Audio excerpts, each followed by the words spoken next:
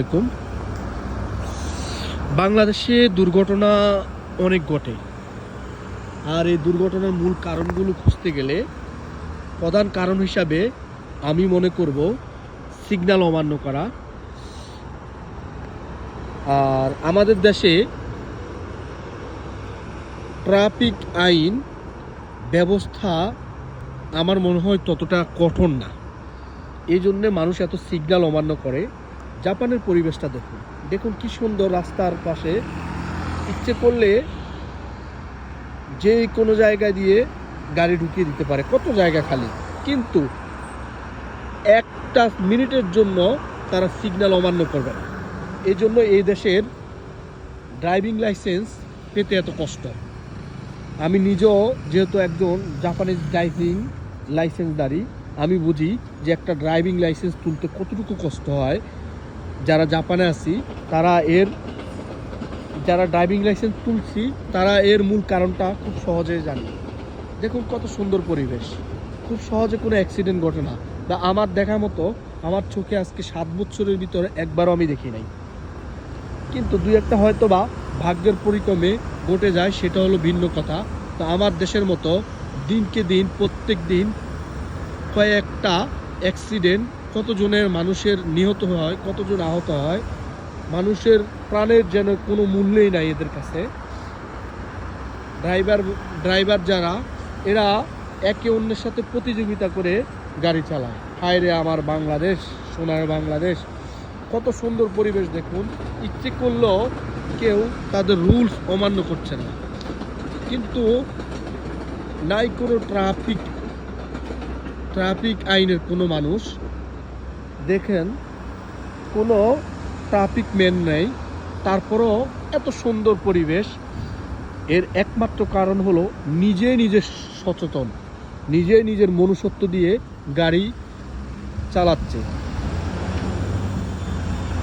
আমরা বাংলাদেশিরা এই রকম পরিবেশ থেকে কবে বের হয়ে আসতে পারবো আমার জানা নেই।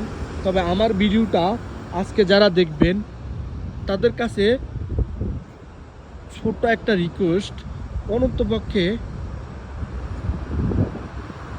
মানুষের জীবনের মূল্য দিতে শিখুন। আমরা যারা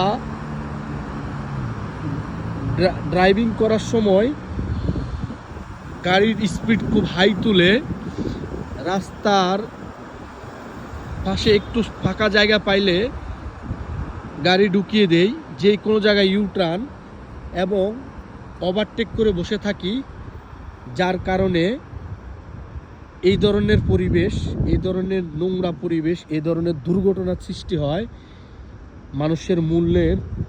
মানুষের জানের কোনো মূল্য দিতে আমরা পারি না। তাদের কাছে এই রিকোয়েস্ট, অন্তপক্ষে আজকের ভিডিওটা দেখার পরে আপনি এই কাজটা আর করবেন না, আপনার আশেপাশের মানুষগুলোকে সচেতন করুন, মানুষের জীবনের মূল্য দিতে শিখুন। মনে রাখবেন, আজকে যেই মানুষটা আহত হলো বা নিহত হলো, সে হয়তোবা কারো ভাই বা বোন। আজকে যদি আপনার নিজের ভাই বোন বা বাবা মার সেম দুর্ঘটনাটা ঘটতো, তাহলে আপনার কাছে কেমন লাগতো? আমি ভিডিওটা লম্বা করতেছি না, আমি শুধু জাপানের এই সুন্দর পরিবেশটা আপনাদেরকে দেখিয়ে যারা ভিডিওটা দেখবেন শেয়ার করে দিবেন, এবং এই সুন্দর সিগন্যাল অমান্য না করে কি সুন্দর করে গাড়িগুলো চলছে, একটার ভিতর আরেকটা গাড়ি। দেখেন এই পাশটা দেখুন, গাড়ি আটকে আছে, অথচ ইচ্ছে করলে পাকা রাস্তা দিয়ে সে গাড়ি ঢুকিয়ে দিতে পারতো, কিন্তু না, এই শিক্ষাটা তাদেরকে দেওয়া হয়নি, এবং এর জন্য তাকে কত হাজার ফাইন করতে, জরিমানা বলতে হবে, সে সত্যিই জানে না। এই দেখুন কত সুন্দর পরিবেশ, কত পাকা রাস্তা। এর একমাত্র কারণ হলো যানজট যেন সৃষ্টি না হয়, সেই পরিবেশে তারা গাড়ি চালাচ্ছে। ধন্যবাদ সবাইকে, অসংখ্য ধন্যবাদ। আরও খুশি হব যদি আজকে ভিডিওটা দেখার পরে আমরা ট্রাফিক আইন মেনে চলি, দুর্ঘটনার সৃষ্টি না করি, মানুষের জানের মূল্য দিতে পারি, এবং প্রত্যেককে নিজের খুব আপনজন ভেবে কারোর সাথে কারো প্রতিযোগী না হয়ে সুন্দর পরিবেশে সুন্দরভাবে গাড়ি চালাই।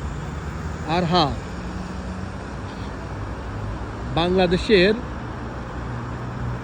যারা ড্রাইভিং লাইসেন্স প্রাপ্ত, সরকারের কাছে একটা আবেদন, এটা আরও কঠোর করে দেওয়া হোক এবং সঠিক এবং সুন্দরভাবে যদি ড্রাইভ না করতে পারে এবং সুস্পষ্টভাবে যদি রুলসগুলো ঠিকঠাকভাবে পালন না করতে পারে, এদেরকে কখনো ড্রাইভিং লাইসেন্স না দেওয়াটাই বেটার এবং এটা দেওয়া থেকে বিরত থাকবেন।